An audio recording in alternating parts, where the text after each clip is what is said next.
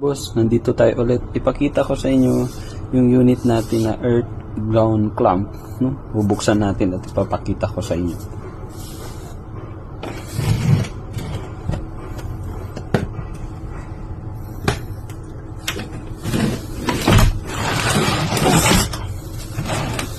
So, nandito siya mga boss, no?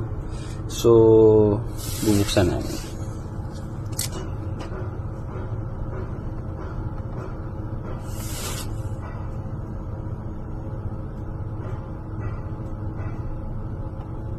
So, bukas na siya.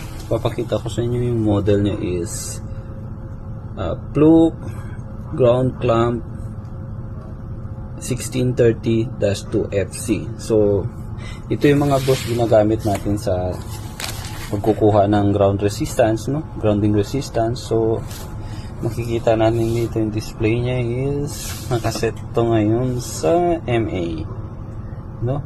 So, AC. So ngayon, isa-set natin siya dito. Dito yung pindutan niya is para sa ohms, no? Papunta sa ohms. So, ganyan mga boss. Tapos, pag ginamit natin to, kunin natin to. Buksan lang natin. No? Buksan natin, ipasok natin sa ground clamp or ground wire. No? Kailangan kasing silin siya, medyo matigas lang. Yun. So, ganyan yan siya mga boss, no? Pasok nyo, so kaagad lalabas yung reading dito. Kailangan nakaset siya ng ohms. Dito yun. So, adjust nyo lang. So, milliampere or ohms. So, ang grounding reading natin is kukunin natin is ohms. So, ano ba yung pasado ng ohms? Pinakapasado sa atin is 25 ohms below.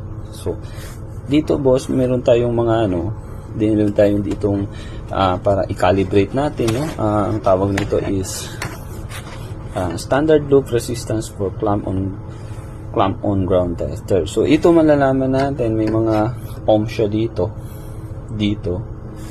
nandito, at nandito. So, no? Kikita natin, dapat pag parang calibration to, pag nilagay nyo itong clamp tester dito sa clamp, no? Pag kina-clamp nyo dito, dapat lalabas siya kasing reading nito, no?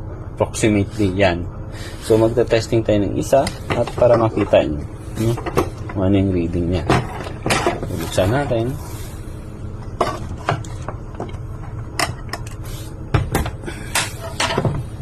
Punta tayo sa 10, no? So, 10 ohms. 10 ohms. Yun. So, ang reading niya ay dapat malapit. So, yun. No? So, nakikita natin 10.13. So, nasa 10 ohms siya. So, ito yung malalaman natin pag calibrated siya. No? So, well, although ito kinakalibrate natin to periodic or annually. No? So, testing din natin dito sa 0.5 ohms para makita natin.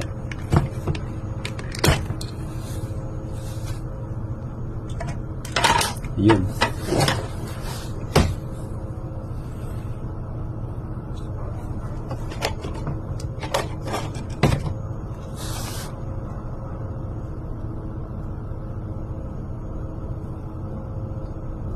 So, nandito siya boss. Nireset lang natin siya kasi medyo nag-stuck siya doon sa isa, no? Nag-stuck siya. Pero dito. So, kita natin yung reading niya is 0.5 is 0.527. So, pag tinanggal natin siya, so, ito na yung reading is bumabalik na yan siya sa 0 ulit. Pag pinipindot natin to,